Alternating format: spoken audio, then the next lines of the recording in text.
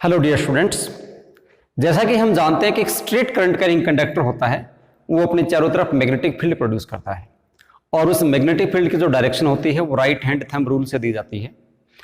Straight current carrying conductor का जो magnetic field होता है वो हम बायट-सावर्ट लॉ को यूज करते हुए फाइंड आउट कर चुके हैं।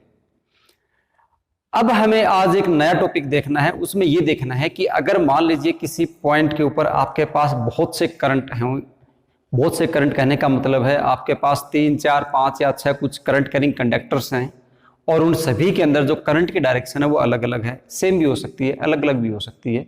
तो उनके कारण मैग्नेटिक फील्ड हम कैसे निकालें? जैसा कि आप अनुमान लगा चुके होंगे कि हम एक कंडक्टर का मैग्नेटिक फील्ड निकालेंगे, फिर दूसरे का निकालेंगे, फिर तीसरे का निकालेंगे और उस पॉइंट के ऊपर जहां भी हमें मैग्नेटिक फील्ड नेट निकालना है उन सभी को हम क्या कर देंगे, वेक्टर सम ले लेंगे। तो ऐसे करके हम मैग्नेटिक फील्ड निकाल सकते हैं। एम्पीयर सर्किट लॉ आज हम पढ़ने वाले हैं और एम्पीयर सर्किट लॉ यही बोलता है।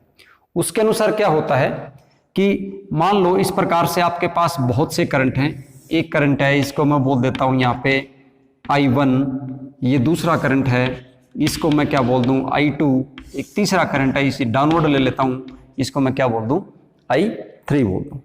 और यहाँ पे मैंने कुछ पॉइंट्स मान लीजिए मैं एक पॉइंट यहाँ मान लेता हूँ और एक पॉइंट यहाँ मान लेता हूँ। इन दोनों पॉइंट को इस प्रकार से एक सर्कल से मैं क्या करता हूँ, इनक्लोज कर देता हूँ, एक सर्कल के ऊपर ले लेता हूँ।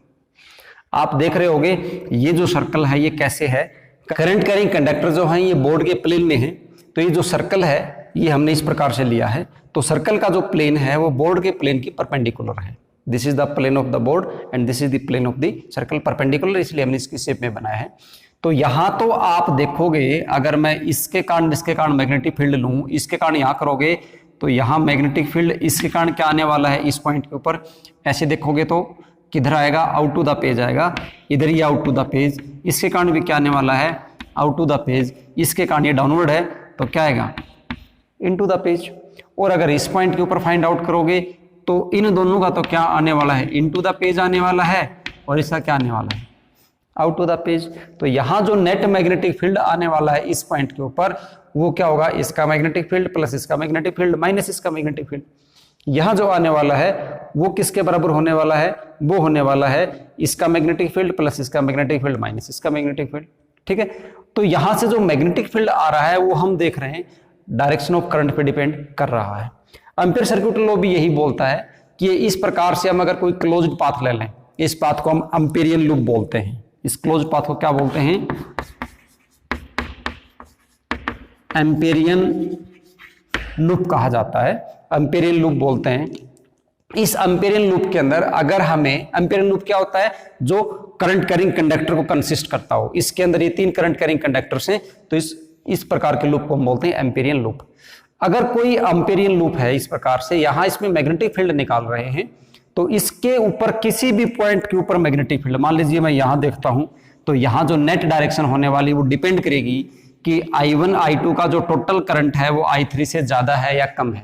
सपोज करते हैं I1 I2 का जो टोटल करंट है I3 से ज्यादा है तो नेट मैग्नेटिक फील्ड किसका बचेगा, नेट मैग्नेटिक फील्ड बचेगा I1 और I2 का। और I1 I2 का यहाँ इनटू द पेज है तो यहां मैग्नेटिक फील्ड की डायरेक्शन ये होने वाली है B।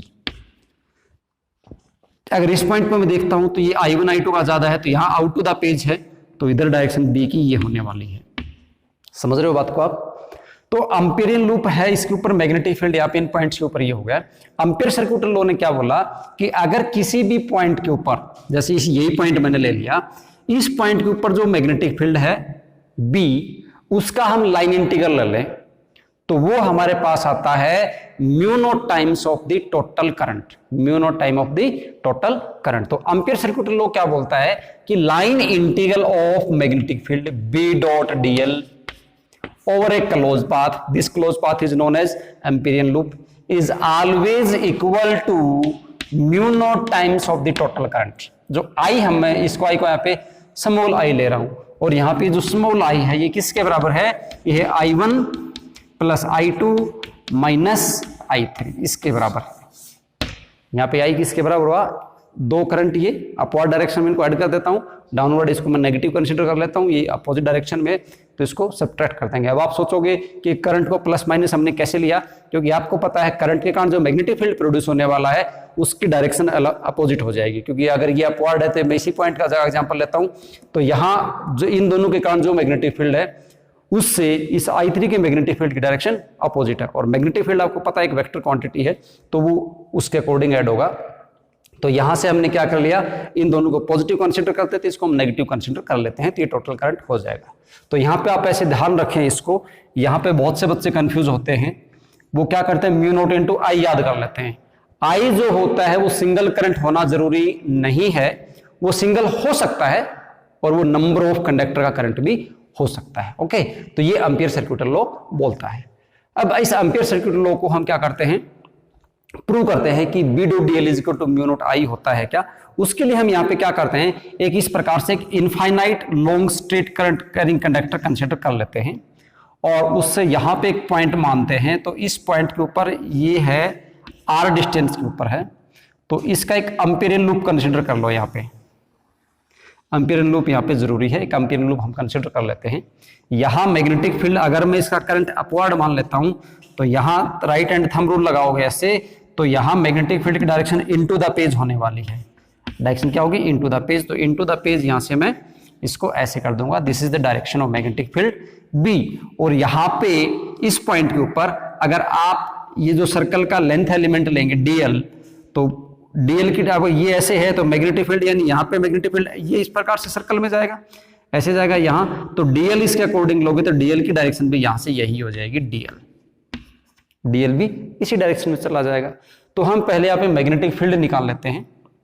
तो अकॉर्डिंग टू बायट-शावर्ट लॉ हम देखते हैं, हम पहले फाइंड आउट कर चुके हैं बायट-शावर्ट लॉ से, आप ऐसे भी लिख सकते हो magnetic field due to this straight current carrying conductor at point P at the distance R is B is equal to mu naught I divided by 2 pi R। ये रिजल्ट जो है हम बायट-शावर्ट लॉ को यूज करते हुए find out कर चुके हैं पहले। अब हम क्या करते हैं, क्योंकि हमें B डॉट DL यानी B का लाइन इंटीग्रल चाहिए, तो यहाँ पे DL की डायरेक्शन हमने देखी थी कि B के अकॉर्डिंग ही है, तो इसका हम क्या ले लेते हैं, लाइन इंटीग्रल ले लेते हैं। Taking line integral of B, तो ये हमारे पास आ जाएगा B डॉट DL और the close path is equal to, ये आपके पास आ जाएगा इधर mu naught I divide by 2 pi R, और इसका क्लोज पाथ का लाइन इंटीग्रल ले लेंगे DL। ठीक है, तो ये हमारे पास सोल्व करने के बाद आ जाएगा mu naught I divide by 2 pi R, और DL को क्लोज पाथ में करोगे तो 2 पाई R हो जाएगा, 2 pi R cancel, 2 pi R that is equal to mu naught I. This is the proof of Ampere circuit law, B dot DL is equal to mu naught I. इस प्रकार से हम इसको prove कर सकते हैं। अब देखिए, ये तो एम्पियर सर्क्यूट लॉ की बात होगी। अब इस एम्पियर सर्क्यूट लॉ को यूज करते हुए हम कुछ हम यही जो स्ट्रेट करंट कैरिंग कंडक्टर है इसी का मैग्नेटिक फील्ड फाइंड आउट कर लेते हैं। एप्लीकेशन पढ़ते हैं एम्पियर सर्क्यूट लॉ की क्या क्या एप्लीकेशन है, और पहली जो एप्लीकेशन है वो यही ले लेते हैं हम कि हमारे पास एक infinite long straight current carrying conductor है। क्या है हमारे पास, एक long straight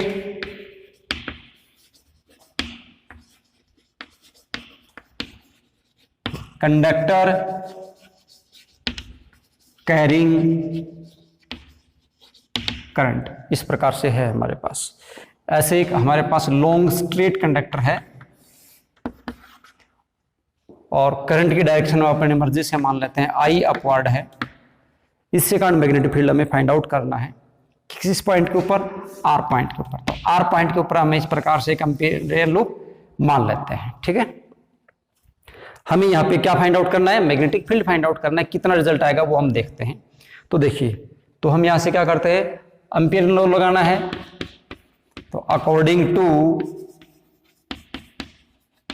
amperes circuital law, क्या बोलता है Ampere circuital law, B dot DL और द क्लोज लूप बराबर होता है किसके, म्यू नॉट इंटू आई के बराबर होता है। ठीक है, अब यहां से हम क्या देखते हैं कि अगर ये करंट अपवर्ड है तो मैग्नेटिक फील्ड की डायरेक्शन तो इधर होने वाली है। करंट अपवर्ड है तो राइट हैंड थंब रूल से देखेंगे डायरेक्शन इधर होगी। और इस पॉइंट के ऊपर यानी मैग्नेटिक फील्ड इस प्रकार से हुआ, तो इस पॉइंट के ऊपर मैं DL की डायरेक्शन देखूंगा तो वो भी मैग्नेटिक फील्ड के साथ देखना पड़ेगा, तो डीएल की डायरेक्शन भी यही हो जाएगी, यानी बी और डीएल दोनों किस में है, सेम डायरेक्शन में है। तो यहां से बी डीएल आप डॉट हटाओगे तो ये बनेगा बी डीएल कोस थीटा, और थीटा की वैल्यू है 0।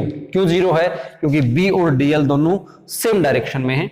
तो यहां से हम इसको क्या लिख सकते हैं, बी और डीएल का इंटीग्रेशन करेंगे तो आपके पास आ जाएगा 2 pi R is equal to mu naught I, और यहां से b इज इक्वल टू आपके पास क्या हो जाएगा, mu naught I divided by 2 pi R. ये रिजल्ट आ गया। लेकिन ये जो रिजल्ट है ये एक है लॉन्ग कंडक्टर के लिए जो इनफाइनाइट लेंथ का हो। कई बार स्टूडेंट कंफ्यूज हो जाते हैं, इसको ऐसे मान लेते हैं ये कोई कंडक्टर है फाइनाइट लेंथ का, यहां से लेके यहां तक एल लेंथ का, इसमें अगर मैं करंट पास करवा देता हूं आई, और आपसे मैग्नेटिक फील्ड पूछा जाए तो एम्पियर लॉ यूज करते हुए क्या इसका आप मैग्नेटिक फील्ड निकाल सकते हो। तो आप जैसे मैंने यहां पे रिजल्ट निकाला, तो यहां पे रिजल्ट मैंने किस के लिए निकाला, एक इनफाइनाइट कंडक्टर के लिए निकाला। लेकिन अगर आप फाइनाइट लेंथ का ले लेते हो तो आप ये ऐसा रिजल्ट नहीं लिख सकते। तो क्या इसका मतलब ये हुआ कि एम्पियर लॉ है क्या वो फेल हो गया? ऐसा नहीं है। क्यों नहीं है, आप सोच के देखो। सपोज करो मुझे यही मैग्नेटिक फील्ड निकालना है, निकाल सकते हैं एम्पियर लॉ से भी, लेकिन ये रिजल्ट नहीं आने वाला क्योंकि ये सिर्फ और सिर्फ किसका है, इनफाइनाइट कंडक्टर का है। सोच के देखो, अगर मुझे यहां मैग्नेटिक फील्ड निकालना है तो यहां मैग्नेटिक फील्ड इस कंडक्टर का होगा। अब इस कंडक्टर का होगा, इस कंडक्टर को बैटरी वगैरह से तो आपको जरूर कनेक्ट करना पड़ेगा। बैटरी से कनेक्ट करोगे, मान लीजिए इस प्रकार से आप इधर बैटरी से कनेक्ट करोगे, इधर बैटरी से कनेक्ट करोगे, आपने इधर बैटरी लगा दी तो करंट इस प्रकार से करंट जा रहा है। तो कनेक्टिंग वायर हुई ना, ये कनेक्टिंग वायर हुई ना यहाँ पे, और इन कनेक्टिंग वायर का भी अपना कोई मैग्नेटिक फील्ड है कि नहीं है, होगा ना। तो इसका मतलब यहाँ जो मैग्नेटिक फील्ड है वो अकेला इसका नहीं है, वो इस वायर का भी होगा, इसका भी होगा, इसका भी होगा और इसका भी होगा। मतलब जब फाइनाइट लेंथ हम लेते हैं, एम्पियर लॉ लगाएंगे, एम्पियर लॉ आप क्या देख रहे हो, वो वहां पे जितने भी करंट कैरिंग कंडक्टर्स हैं उनका मैग्नेटिक फील्ड लेगा। तो उनका मैग्नेटिक फील्ड लेगा तो यहाँ पे जो नेट मैग्नेटिक फील्ड आने वाला है वो इसका भी आएगा, इसका भी आएगा, इसका भी, इसका भी और इसका भी, ऐसे मैग्नेटिक फील्ड आने वाला है। इसलिए हम क्या करते हैं, डायरेक्ट एम्पियर सर्किट लॉ लगा के एक फाइनाइट लेंथ के कंडक्टर का ऐसा मैग्नेटिक फील्ड नहीं निकाल सकते। ठीक है। अब जब हम इसको मान लेते हैं कि ये कंडक्टर इनफाइनाइट लेंथ का या बहुत बड़ा कंडक्टर है, तो उस केस में ऐसा हो जाता है, अगर ये कंडक्टर मान लीजिए बहुत बड़ा है, इधर से भी और इधर से भी, तो फिर यहाँ पे जो कनेक्टिंग वायर्स हैं इनका इफेक्ट इसके ऊपर नहीं आता है, क्योंकि उस कंपैरिजन में आपको पता है कि मैग्नेटिक फील्ड जो है वो इनवर्सली प्रोपोर्शनल टू आर है। फाइनाइट लेंथ का बायट-शाउट लॉ से जो हमने रिजल्ट निकाला था क्या आया था, B इक्वल टू हमारे पास आया था mu naught I divided by 4 pi R, और वो आपके पास आया था sine phi 1 plus sine phi 2, ये रिजल्ट आया था। यहां से आप ये देखते हो कि B जो है वो R के इनवर्सली प्रोपोर्शनल है। R अगर बढ़ेगा तो B की वैल्यू डिक्रीज हो जाएगी। जब इस कंडक्टर को हम वेरी लॉन्ग ले लेते हैं तो उस केस में क्या होता है, ये जो दूसरे कंडक्टर हैं, साइड वाले कंडक्टर, इनकी जो डिस्टेंस है वो बहुत ज्यादा हो जाती है, और R जितना ज्यादा होगा B वहां पे उतना ही कम हो जाएगा। तो यहाँ पे जो B है वो इन दोनों के का नेग्लिजिबली स्मॉल हो जाएगा, और इनफाइनाइट लेंगे तो 0 हो जाएगा। ठीक है, इसलिए इनफाइनाइट का डायरेक्ट ऐसे आ जाता है। तो ये कॉन्सेप्ट था इसके पीछे। हालांकि एम्पियर लॉ लगा के भी हम ऐसा निकाल सकते हैं, बट उसके लिए आपको लॉन्ग कंडक्टर लेना पड़ेगा, इस बात को आपको ध्यान रखना है। दूसरा, इसकी जो नेक्स्ट एप्लीकेशन है वो ये है कि अगर ये कंडक्टर एक सिलिंड्रिकल फॉर्म में होता तो उसका मैग्नेटिक फील्ड कैसे निकलता। तो ये टॉपिक हम अपने नेक्स्ट वीडियो में करने वाले हैं।